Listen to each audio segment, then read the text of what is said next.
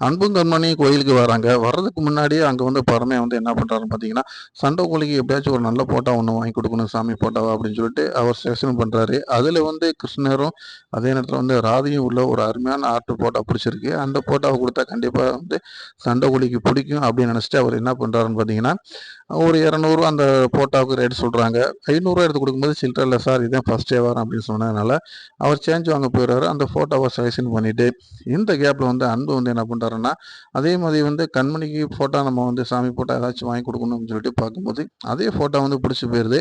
அதுக்கு அவர் ரேட்டு பேசுறாரு. கடைக்காரர் வந்து இது ஏற்கனவே ஒருத்தர் வாங்கி வச்சுட்டாருங்க. இப்போதைக்கு குடுக்க முடியாது அப்படின்னு சொல்றாரு.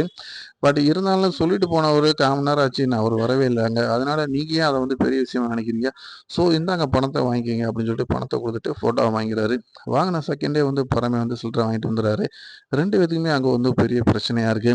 கடைக்காரர் வந்து சார் அவர் முதல்லயே வாங்கிட்டாரு. நீங்க வற்புறுத்தி வாங்கிட்டீங்க. ஏதாச்சும் உங்களுக்குள்ள ஒரு அட்ஜஸ்ட்மென்ட் பண்ணுங்க சார்ன்னு சொல்றாரு. இருந்தாலும் 2 பேத்துக்கும் வாக்குவாதம் அதிகமாகுது. அந்த டைம்ல வந்து இது கோயில் சார் கொஞ்சம் நீங்க வந்து அட்ஜஸ்ட் பண்ணி போங்க அப்படின்னு சொன்னதுனால, பரமே வந்து என்ன பண்ணிடுறேன்னா, அன்பு சட்டைய புடிச்சு அடிக்க போறாரு. இருந்தாலும் கோயில் நல்லா கொஞ்சம் விட்டுட்டு சைலன்ட்டா வந்து வெளில வந்துர்றாரு. அன்பும் அதே மாரி வந்து ஆக்ரோஷப்படுறாரு.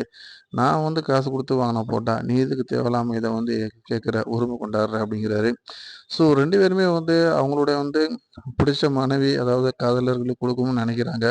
பட் இருந்தாலும் அட்ஜஸ்ட்மெண்ட் 2 பேத்துட்டயும் இல்லாதனால, அங்க ஒரு பிரச்சனை ஏற்படுற மாரி இருந்துச்சு. அதுக்கப்புறம் பொறாமைய விட்டு குடுத்ததுனால, அத விட்டு வெளில வந்துறாப்புல. அத பார்த்துட்டு சண்ட கோழி, "என்ன கோயில்ல வந்து ரொம்ப மூட் அவுட் ஆயிருக்க. உனக்கு என்ன பிரச்சனை? ஏன் தேவையில்லாம ஏதாச்சும் ஒண்ணு சண்ட போட்டுக்கிட்டே இருக்க?" அப்படின்ற மாரி கேட்குறாங்க. அப்படி இல்ல. எனக்கு பிடிச்ச ஒரு ஆளுக்கு வந்து நான் ஒண்ணு ஒரு ஆல்பம் குடுக்கணும்னு நெனச்சேன். ஸோ அது வந்து முடியாம போயிருச்சு. அத ஒருத்தன் தேவையில்லாம கிராஸ் பண்ணி வாங்கிட்டு போயிட்டேன் அப்படிங்கிறாங்க. கோயில்ல சண்டை சச்சரவு போடக்கூடாது. அது நல்லா இருக்காது. எல்லாருமே வந்து கோயில்ல வந்து அமைதிய தேடி தான் வருவாங்க. உன்ன புரிஞ்சுக்க அப்படின்னு சொல்லி அட்வைஸ் பண்றாங்க நம்ம சண்டைக்கோழி. அதே நேரத்தில வந்து அன்பு வந்து என்ன பண்றாருன்னு பார்த்தீங்கன்னா, நேரடியா விஷயத்த வந்து சொல்றாரு கண்மணிட்ட. "ஃபோட்டோ ரொம்ப புடிச்சிருக்குங்க. அழகா இருக்கீங்கன்ட்டு." இத வந்து வாங்குறதுக்கு நான் பட்ட பாடு எனக்கு தான் தெரியும். இத ஒருத்தன் வாங்கி வச்சுட்டு என்ட்ட பிரச்சனை பண்ண ஆரம்பிச்சுட்டான். ஸோ ரொம்ப சிரமமாயி போச்சு. அவன்ட்ட இருந்து இந்த ஃபோட்டோ வாங்கிட்டு வர்றதுக்கு அப்படின்றாப்புல. என்னங்க சொல்றீங்க? கோயில்ல சண்டை சச்சரவுலாம் போட்டுக்கிற கூடாதுங்க. நம்ம தான் கொஞ்சம் விட்டு குடுத்து போணும் அப்படின்றாங்க. ஸோ ஆக மொத்தம் வந்து கண்மணிக்கு பிடிச்ச மாரி அன்பு ஒரு ஃபோட்டோ வாங்கி குடுத்துறாரு. அதுவும் வந்து ராதையும், கிருஷ்ணனும் இருக்க ஃபோட்டோ. அதே மாதிரி வந்து பரமனுக்கு கிடைக்காம போயிருச்சு. இது ஒரு பிரச்சனையாவே இருக்கு. இதுக்கிடையில வந்து நம்ம வந்து சண்டைக்கோழிக்கும், கண்மணிக்கும் வந்து எந்த அளவுக்கு ஃப்ரெண்ட் உருவாகுறாங்கன்னா, அங்க பிரதேசம் வந்து வெயில்ல வந்து கண்மணி வந்து பண்ணும்போது, அத பார்த்துட்டு வந்து சண்டைக்கோழி, அவங்களுக்கு வேணுங்கிற தண்ணி அதெல்லாம் வந்து ஊத்தி அவங்கள வந்து சாந்தப்படுத்துறாங்க. ஸோ, அதிலேயே 2 பேத்துக்கும் புடிச்சு போயிரு நெருக்கமாயிறாங்க.